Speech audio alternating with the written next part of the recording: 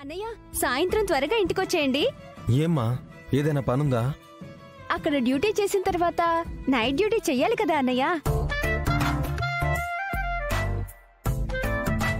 Night duty ఏంటమ్మా? Police ఆఫీసర్లు రాత్రి కూడా పనిచేయాలా? ఆ రూల్ కూడా ఉందా? నాకు తెలీదమ్మా.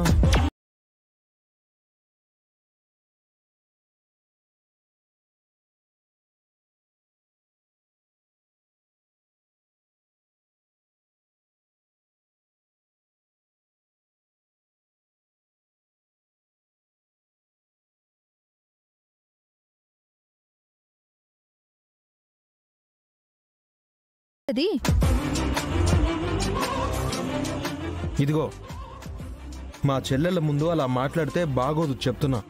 మరి నైట్ డ్యూటీ అంటే ఏంటో నిజంగా తెలీదా?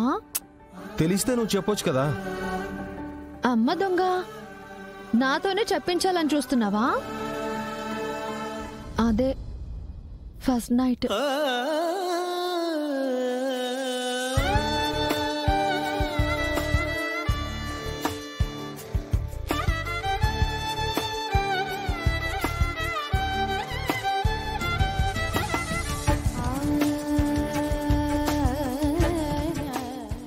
ఏయ్, ఆ డ్రెస్ వేసుకుని నువ్వు అలా ఊగుతుంటే ఏమాత్రం బాలేదు.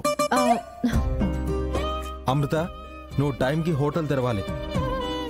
నందికి కూడా ఫోన్ చేశాను, వచ్చేస్తానన్నాడు. అమ్మా శ్రీవల్లి, నువ్వు సరుకులు తీసుకుని వెళ్ళమ్మా. అవన్నీ నేను చూసుకుంటానులే అన్నయ్య, నువ్వు హోటల్ గురించి టెన్షన్ పడకు. సరే. చెప్పడం మర్చిపోయానమ్మా, సాయంత్రం ముహూర్తం కదా అనేసి మీరు పువ్వులు ఎక్కువగా కొనకండి. అసలే రేట్ ఎక్కువ.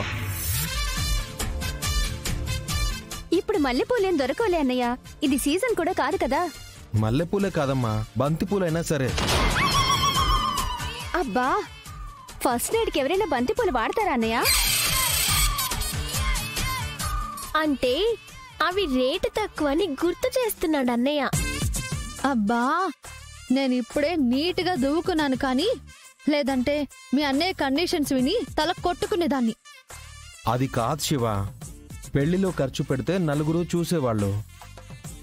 శోభనంలో చూడ్డానికి కూడా అవకాశం లేకుండా లైట్లు ఆర్పేస్తారు కదా.